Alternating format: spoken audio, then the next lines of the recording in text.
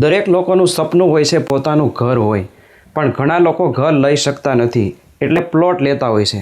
પણ પ્લોટ પર કેટલી લોન થાય, શું વ્યાજદર હોય એ ખબર નથી હોતી. પછી ઊંચા વ્યાજદરે લોન લઈ લે છે.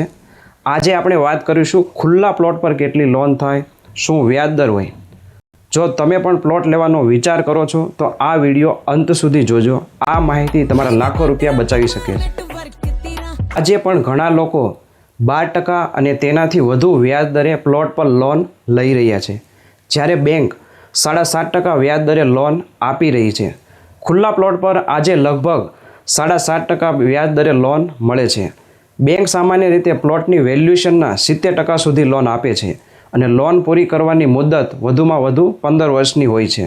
ફોર એક્ઝામ્પલ, તમે 25 લાખનો પ્લોટ લો છો તો 70% વેલ્યુએશન મુજબ લગભગ 18 લાખની લોન થાય અને 15 વર્ષ માટે EMI લગભગ 17,000 રૂપિયા આવે. જો કોઈની પાસે પહેલેથી પ્લોટ હોય અને તેના પર લોન કરી હોય તો તેમાં 9% વ્યાજદર આવે. ઇન્સ્ટાગ્રામમાં રીલ જોઈ અને અમારી પાસે એક ક્લાયન્ટ આવ્યા હતા. એમનું એવું માનવું હતું કે પ્લોટ પર બેંક લોન આપતી જ નથી, એટલે તેઓ 14% વ્યાજદરે ફાઇનાન્સમાં જવા તૈયાર હતા. પછી અમે એમને પ્રોપર બેંકમાં લોન કરાવી આપી. જો તમારે પણ પ્લોટ ખરીદવા માટે લોન કરવાની હોય તો નીચે કમેન્ટ જરૂરથી કરજો.